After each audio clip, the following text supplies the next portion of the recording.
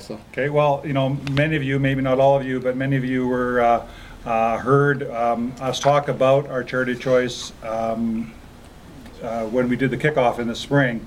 But just to emphasize that, we thought as ISO, as part of our values, that we need not only to be involved in our business in all our various communities, but also be involved in giving back to our community, to our society, to our world. And so we, for a number of years already, Mike and I and Stephen have talked about, okay, we need to pick something we're going to get behind. And so it was through that will, or that desire of us to say that, hey, this would be good for us as ISO to get behind something where we can rally and help others. We decided that we needed a charity of choice. Yeah, and I know that we do a lot of things locally, which is meaningful at the local branch level, but to Paul's point, we wanted to have something that we collectively as a company could have a commonality around a charity and a sense of giving, where we could all work together, pull together not only ourselves, but the rest of our village as well, and people who contribute to our community.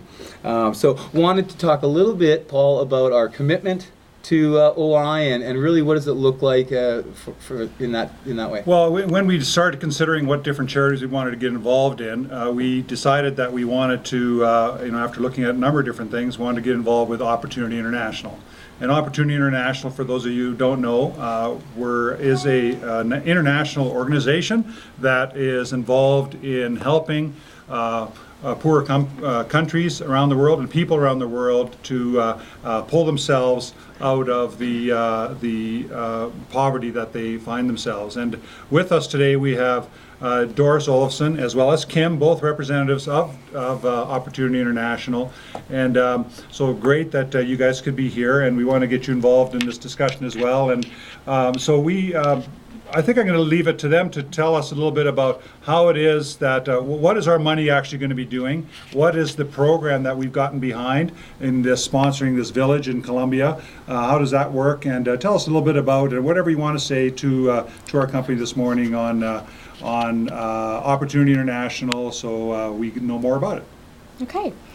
Well, this is Kim speaking, and I've been to Colombia and I've met with some clients in person, and it was really a touching moment for me to hear how they ended up in the circumstances that they're in. And so I'm going to share that with you a little bit this morning. So I would like to ask everyone to just imagine this for a moment.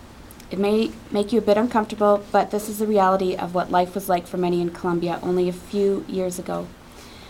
Picture a beautiful community in Colombia with lush green farmland, nice clean streets, running water, electricity. You are sitting at home, surrounded by your family, when suddenly a group of guerrillas carrying rifles crash through your front door. They want your house, they want your land, they want you to vacate. Your spouse puts up a struggle, and he is murdered right in front of your eyes and in front of your children. You are told that if there is any more struggle, the rest of you will be shot. You grab your children, and you flee your house with only the clothes on, only the clothes you have on for belongings. You take to hiding along with hundreds of others and eventually end up living in a displaced community on top of a garbage dump, where you build a makeshift home out of cardboard, some tin, and whatever you can find to provide a bit of protection for your family. You find yourself spouseless, homeless, moneyless, and hopeless. This is the reality of most of the population of Soledad. Just 4 years ago, Soledad was still heavily controlled by the guerrilla. The countryside was frozen in time for the last 10 years while the guerrillas occupied the village. Much of Soledad has no running water, no power, no sewage, and has had no investment in the community for the past decade. The majority of the people relocated to Soledad because they had nowhere else to go to escape the tyranny of the guerrilla. The people of Soledad are so incredibly grateful for Opportunity's presence, as they are ready to restart their businesses and restart their lives.